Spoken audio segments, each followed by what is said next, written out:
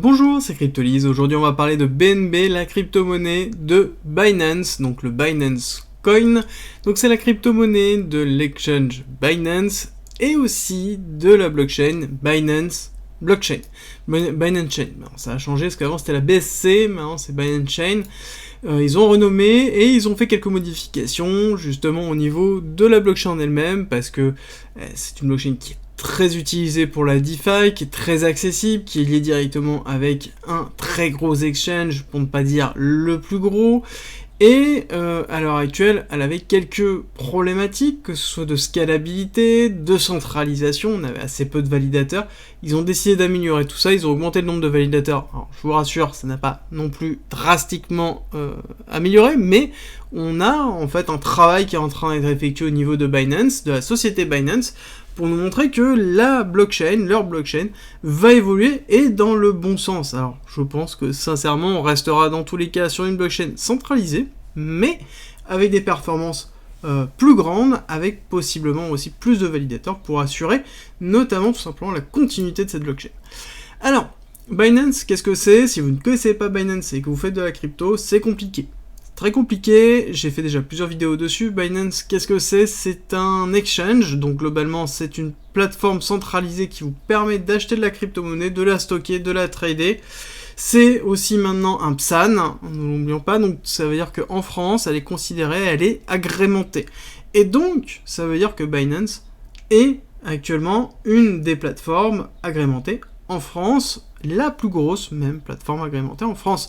Donc c'est positif, notamment sur Binance et pour la France. Alors par contre, ça a quelques implications. Premièrement, c'est que la notion de dérivative, donc tout ce qui est trading à levier, n'existe plus pour les clients français. C'était une des obligations par rapport au passage en PSAN. Il y a plusieurs autres choses qui ont été liées. Les dossiers sont assez complexes et compliqués à mettre en œuvre, mais Binance a fait le nécessaire et notamment annoncé plusieurs choses par rapport à la France, c'est que déjà, ça allait être son headquarter, donc la zone dans laquelle il va s'installer pour pouvoir tout simplement piloter l'Europe, et enfin en tout cas toutes ses activités au niveau de l'Europe, et ensuite des investissements massifs, notamment la station F pour défendre le Web 3, et donc c'est important pour moi que cet acteur-là soit là. Alors, on a tous des avis divergents, mais je considère que Binance a plus de positifs que de négatifs dans la démarche qu'ils ont actuellement, dans une phase de démocratisation de la blockchain. Oui, ça veut dire réglementer, ça veut dire plein d'autres choses, mais à un moment donné, je pense qu'on est obligé de passer par une forme de réglementation. Alors, Binance, ça reste donc un exchange centralisé, donc vraiment centralisé, où on a beaucoup de services, que ce soit la partie exchange, donc achat-vente, on a la partie institutionnelle, gestion des institutions, on a la partie DEX, on a la partie académie. Ils ont une grosse académie avec beaucoup d'informations qui sont liées, donc très intéressant à lire. Ils ont leur launchpad qui est effectué, ils font des NFT, ils font du mintage, ils font plein de choses, et plein de choses qui sont en train d'arriver petit à petit. Leurs produits ne cessent d'augmenter, et c'est pour ça aussi, c'est une des raisons pour lesquelles l'exchange en lui-même s'implante de toute façon un peu partout. Faut comprendre que là, à l'heure actuelle, ils ont, donc si vous avez suivi notamment la quotidienne d'hier, vous savez que Binance a aussi eu l'agrémentation à Bahreïn, donc du coup, ils sont en train de s'implanter partout. Et c'est justement aussi notamment le rôle de son CEO, CZ, qui est très présent sur les réseaux sociaux, et très présent partout. Actuellement, on ne voit que lui, quasiment, qui parcourt le monde avec un étendard crypto-monnaie sur le dos pour valoriser et promouvoir tout simplement la crypto-monnaie et aussi intrinsèquement son exchange. Et donc, il est en train de s'implanter absolument partout pour devenir peut-être le nouveau GAFA de la crypto-monnaie, donc du Web3. Il faudrait faire un petit peu attention par rapport à ça, ça c'est mon avis personnel. On arrête là pour la partie fondamentale, on attaque la partie technique. Je t'annonce une énorme nouvelle, il va y avoir encore plus de contenu sur le Discord, avec notamment l'ouverture de la partie premium du Discord. Concrètement, c'est quoi? C'est plein de guides, que ce soit écrits ou vidéo, il y a plus de 50 vidéos, pour apprendre tout des cryptos, que ce soit pour investir, faire du trading, comprendre la technologie, faire de la DeFi.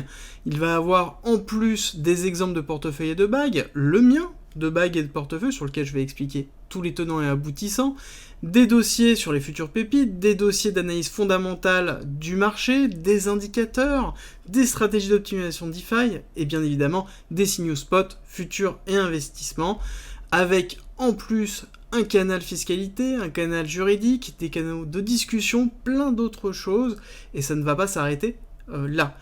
Si tu veux plus d'informations, je t'invite à regarder la vidéo explicative en commentaire et à rejoindre le Discord. À très vite. Si tu aimes mon contenu, like, partage et abonne-toi, ça m'aide énormément. Partie technique, qui est un cours très intéressant qu'on retrouve beaucoup dans la blockchain à l'heure actuelle, avec ici une mise en place d'une grosse accumulation longue, très longue, qui est normale par rapport tout simplement 1 à la blockchain et 2 à l'exchange, et ensuite on a l'explosion.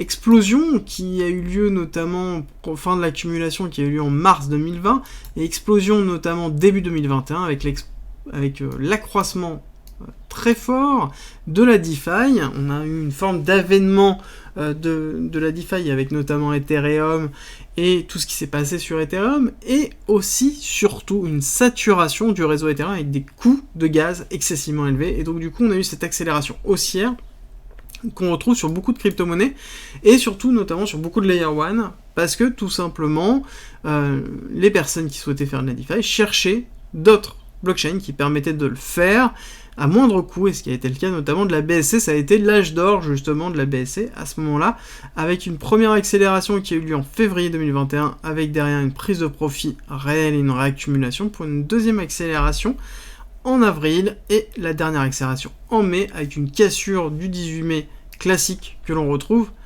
sur beaucoup de crypto-monnaies. Ce qui est intéressant, c'est que nous avons mis en place une distribution avec un PSI, donc première intention d'arrêt haussier, premier PSI, deuxième PSI, ensuite on a le BC, le buying climax, l'arrêt de la tendance haussière, retracement en faisant l'AR, le ST, donc le test de la zone haute sans prise de liquidité, donc on est bien dans une distribution. Donc on est dans une schématique Wyckofienne classique de distribution. Là actuellement nous sommes en train de travailler le saut. Dans une distribution classique, on a tendance à avoir le saut qui va aller chercher notamment la liquidité de l'AR, donc descendre en dessous de ce niveau de 212. Je vous avais dit que notamment on allait chercher à minima ici la liquidité de 225, chose qui a été faite avec cette mèche du 12 mai, donc mèche très forte, très puissante, qui est allée chercher, qui a été ravalée, hein. Ça pour vous montrer à quel point, parce qu'on a beaucoup, sur lequel on a tout simplement beaucoup d'actifs, où on a une stagnation assez basse. Là on a un ravalement, voire une réaccélération haussière très forte au niveau de Binance, parce que tout simplement, en lui-même, on se retrouve sur un actif avec une total supply limitée, du burning qui est effectué, alors qui est limité aussi somme toute, mais néanmoins on a en fait une partie fondamentale très forte et une communauté qui est très forte dessus. Donc ce qui est intéressant de voir, c'est qu'on a pris la liquidité là-dessus, mais on attend toujours la prise de liquidité à minima de cette zone-là. Pourquoi ? Parce que ici nous avons une accumulation SC, AR, ST, gros AR, ici on redescend, on refait un test, ici on a fait un test de ce niveau-là, et ce que l'on attend, c'est une descente pour un STB, une prise de liquidité de cette zone-là, pour pouvoir valider notamment la prise de liquidité de cet AR par le saut et de repartir à la hausse. Derrière, nous avons ici une autre accumulation qui se met en place avec SC, AR, STB, et là actuellement nous sommes dans le spring qui peut être un petit peu plus bas, et je soupçonne ici d'avoir une autre accumulation qui est en cours avec SC, AR, étant donné que nous ici nous avons un PSI, SC, AR, et là potentiellement ST, AR, STB, et ce serait pas mal de valider justement ici le spring de cette accumulation, avec le spring de cette accumulation, terminer le saut avec le petite accumulation ici, et ensuite repartir sur une vague haussière pour aller où? C'est un petit peu la question qu'on peut se poser. Si on regarde quelque chose qui est très fort avec tac, on va aller chercher en dessous de la R sur la prise de liquidité avec un cours qui descend en dessous de 194, pourquoi pas, voire notamment peut-être plus bas, parce qu'on n'oublie pas qu'on a des objectifs à 150, 786, le retracement classique que l'on peut avoir sur un cours, avec ici un order block en dessous pour avoir une extension avec une mèche qui pourrait chercher les 120$, voire même pourquoi pas les 100$. Donc on aurait quelque chose qui nous amènerait, tac, on repart sur un objectif à 1200$ quand même. Donc ce qui est normal, parce qu'on regarde en fait la position qui est en train de prendre Binance, parce que ce n'est pas qu'une blockchain. Globalement, le BNB est utilisé dans toutes les fonctionnalités de l'exchange. Donc globalement, on retrouverait le BNB comme étant moteur de la compagnie, et donc forcément une représentation de l'utilisation qu'on a de ce sexe, de cet exchange centralisé. Et donc, derrière, on aurait une valorisation réelle du BNB proportionnelle à la valorisation qu'on aurait de l'exchange en lui-même. Donc plus on aurait un exchange fort, plus on aurait forcément un BNB fort. Est-ce que imaginez un BNB à 1200, 1300, mais voire même 1500 $, vous paraît aberrant maintenant? Peut-être, mais je peux vous dire que quand vous étiez ici, ça ne vous paraissait pas aussi aberrant que là. Donc c'est pareil, quand vous étiez ici, ça vous semblait aberrant d'être ici, et par contre, derrière, maintenant que vous êtes ici, ça vous semble beaucoup moins aberrant d'aller chercher, notamment, la zone des 100. Donc il faut toujours prendre un petit peu de recul par rapport à ça. Nous avons atteint un objectif qui était le 218, le prochain est quand même bas, et en dessous notamment des 100 $, ça permettrait, pourquoi pas, d'être un petit peu logique d'aller chercher les 100, parce que ici nous avons le retracement de 786 à 150, avec un order block, pourquoi pas avoir une mèche très forte comme ici, qui est ravalée par la suite. Moi ça me choquerait pas plus que ça, et si on regarde un petit peu d'ailleurs, hop, ici cette impulsion baissière qui était effectuée avec le retracement ici, hop, ça nous mènerait 1 pour 1 à 120 $ sur la fin, donc ça pourrait être cohérent par rapport en fait au schéma global. Si on regarde ici cette impulsion hop, baissière, par contre les niveaux en dessous sont quand même très bas, hein. Sont quand même très très bas, hein. Par contre il manque le 10%, j'ai oublié de le mettre, on le remet tout de suite, on se corrige, on va le mettre là, on va mettre les 10%, ici à 150 $, donc on a les A, B, C, avec derrière une extension de 10%, donc on continuerait sur le 786. Donc on a quand même confirmation forte d'une cassure de ce niveau-là. D'accord? Je pense qu'on va aller faire une mèche en dessous des 200, oui. Enfin, en dessous au minimum des 214, oui. Potentiellement même, pourquoi pas aller chercher les 150, alors que ce soit maintenant ou plus tard. Hein. On peut très bien faire ici, étant donné que nous avons fait tout simplement une première accélération ici, effectuer, d'avoir une remontée du cours pour travailler cette zone des 400 $ ici, pour ensuite renfoncer et aller chercher ici les objectifs notamment de 110% et voir cassure ici, réaccélération en faisant un break-off structure fort, par exemple en allant chercher cet order block dans les 528, retest de la zone, réaccélération haussière, ça me paraît cohérent. Par contre il est évident que si jamais on a une réaccélération haussière, on risque d'avoir derrière possiblement une cassure, que ce soit un retest, qu'on n'est pas obligé d'aller faire ça, on peut juste faire un retest de ce niveau-là, ou juste prendre une petite liquidité, on n'est pas obligé d'aller tout au fond, mais on pourrait très bien avoir cette prise de liquidité-là. Il faut avoir tout simplement une visibilité sur tous les cas possibles, histoire d'être préparé aux toutes les éventualités.